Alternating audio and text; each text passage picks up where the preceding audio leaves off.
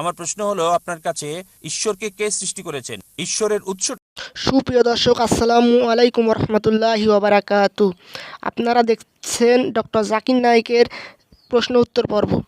এক ভাই প্রশ্ন করলো, আল্লাহকে কে সৃষ্টি করেছেন? পুরো ভিডিও দেখার জন্য সবাইকে অনুরোধ রইল। কি ভাই খুব সুন্দর প্রশ্ন করলেন যে যদি কোরআন ঈশ্বরের বাণী হয় তাহলে ঈশ্বরের স্রষ্টা কে?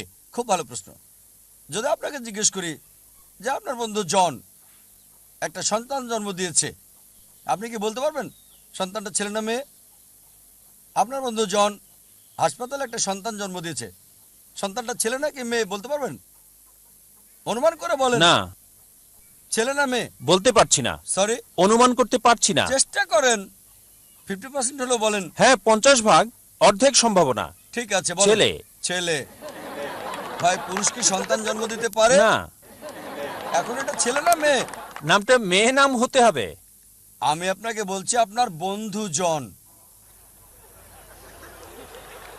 আমি জানি না কোনো মহিলার নাম জন হয় কিনা। না, আমরা বলবো না। আচ্ছা আচ্ছা, ধরেন আপনার বন্ধু, ছেলে বন্ধু, সে হাসপাতালে গিয়ে একটা সন্তান জন্ম দিল। সন্তানটা ছেলে না মেয়ে? মেয়ে। পুরুষ কি সন্তান জন্ম দিতে পারে? না। এখন বুঝতে পেরেছেন, পুরুষ সন্তান জন্ম দিতে পারে না, তাহলে ছেলে না মেয়ে এই প্রশ্নটা আসে কি করে? তাই বলা হয়েছে ঈশ্বরকে কেউ সৃষ্টি করেনি।